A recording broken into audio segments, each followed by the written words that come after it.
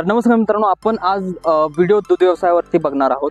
एकंदरीत चाऱ्याचं नियोजन कसं आहे, संधी कसं गाठली जाते जनावरांसाठी, आणि सर्वात महत्त्वाची गोष्ट या व्हिडिओमध्ये हे शिकायला भेटेल की एखादी तुमचं म्हैस किंवा HF गाय जर 5 लिटर दूध देणार असेल तर संधी किती प्रमाणामध्ये लागते, जर 6 लिटर दूध देणारी गाय असेल किंवा म्हैस असेल त्यांच्यासाठी संधी किती लागते या व्हिडिओमध्ये पण जाणून घेणार आहोत। आता तुमचं हे एकंदरीत जर नियोजन तुम्हाला बघायचं असेल तर गैरसोय न होण्यासाठी पाणी स्टोअर करण्यासाठी हे वरील त्यांनी टँकी लावली आहेत, तुम्ही बघू शकाल। हे कदाचित 10 फुटाच्या हाईटवरती त्यांनी 2 500 लिटरच्या टंकी बसवल्या आहेत। एकंदरीत जसं पाणी लागेल तसं ह्या चंदीसाठी पण यूज केलं जातं आणि जनावरांसाठी पुढे वाफे केलेत ते वाफे पण बघणार आहोत। जसं लागेल तसं पाणी वाफ्यामध्ये जनावरांसाठी सोडलं जाते पिण्यासाठी।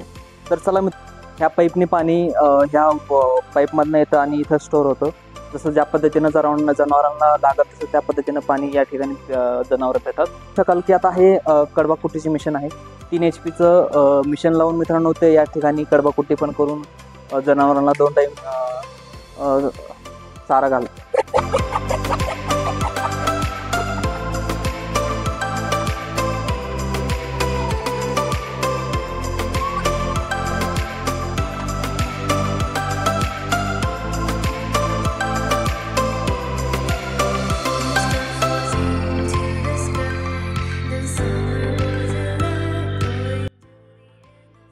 मित्रांनो, दूध व्यवसायामध्ये चाऱ्याचं नियोजन कसं करतात, ते चंदीचं नियोजन कसं करतात ते आता आपण या ठिकाणी बघणार आहोत। आता हे 2 कॅन्ड आहेत छोटे छोटे, ज्यामध्ये तब्बल 60 लिटर पाणी बसू शकेल।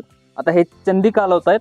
आता ह्यामध्ये काय काय क्या क्या है इसमें सरकी है, गेहूं भूसा है, हरभरा चुनी है और बार्ली। अच्छा, हे 4 ते 5 व्हरायटीचे हे घालून त्याने चंदी बनवलेत मित्रांनो। आता आप इसको कैसे कैसे और एक पर मच्छी को कैसे कैसे देते हो, खिलाते हो आप?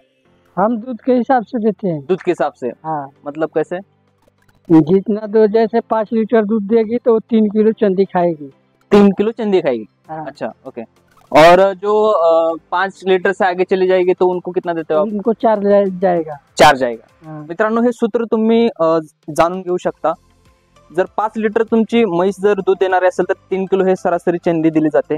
चंदीमध्ये आता सांगितलेत की बाबा सरकी घालतात चंदी, त्यामध्ये भुसा वगैरे हे सर्व प्रकार घालून 3 किलो प्रत्येक म्हशीला जर म्हैस 5 लिटर दूध देणारी असेल तर त्यामध्ये घालू शकतो आपण।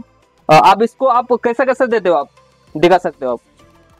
हम अभी इसको शाम को भीजने के बाद हमारा एक माप होता है दूध के हिसाब से। हाँ। जैसे कि 1.5 किलो चंदी माप बैठा, अब जो 5 किलो दे रही है उसको 3 किलो जाएगा। अच्छा। उसके बाद जो 4 लीटर दे रही है उसको 2.5 किलो देंगे। अच्छा। जो 6 किलो देगी 3.5 जाएगा। 6 लीटर देगी वो, उसको 3.5 जाएगा। हाँ। अच्छा, अब इतने संख्या में अब कितना भैंस दूध देती है, मतलब सरासरी, मतलब अभी हमारे 11 भैंस चालू है, 100 लीटर दूध चालू है दिन का 100 लीटर। हाँ।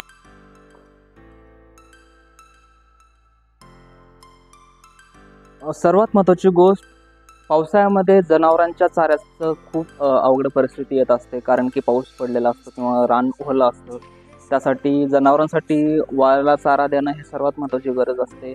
तुम्ही एखाद्या ठिकाणी जास्त प्रमाणामध्ये अशा ठिकाणी स्टोअर मोठ्या प्रमाणात करू शकता, ज्यामध्ये तुमचे जसं जरी पाऊस 5-6 दिवस कंटिन्यू जरी राहिला तरी हा स्टॉक जनावरांसाठी योग्यरित्या पुरला जाईल, या पद्धतीनं असं नियोजन करू शकता।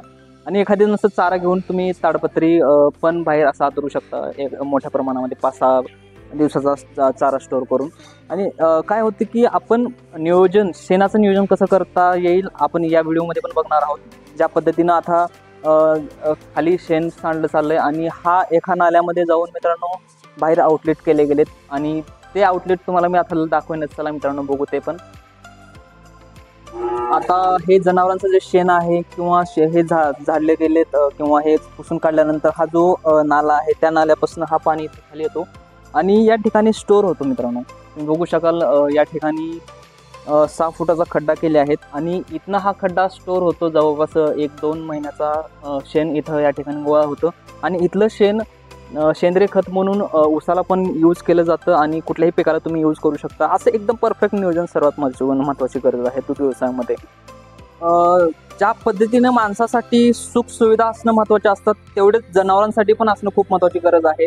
ज्या पद्धतीने आता तुम्ही माझ्या वरती फॅन बघू शकाल, आता हे तब्बल आता इकडे 4-5 आणि इकडे 4-5 फॅन लावले गेलेत जनावरांसाठी व्यवस्थित वारं लागल. उन्हाळ्यामध्ये पण खूप त्रास झाला गेला आताच्या या गरमीमध्ये मित्रांनो. आणि असं फॅन लावून पण तुम्ही सुंदररित्या नियोजन करू शकता.